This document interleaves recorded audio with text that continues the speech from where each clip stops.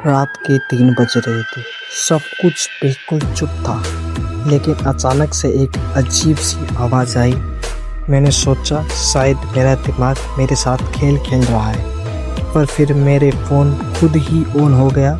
Screen पे किसी unknown number blink कर रहा था। डर के साथ मैंने कॉल उठाया।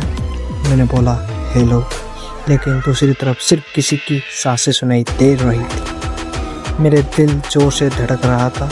तभी एक हल्की सी आवाज़ आई, मैं तुम्हारे पीछे हूँ।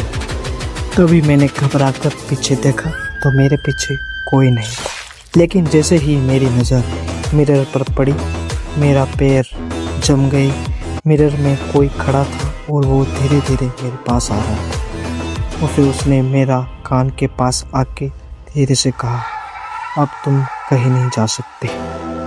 ये सुनते ही मेरी फट के 464 हो गई।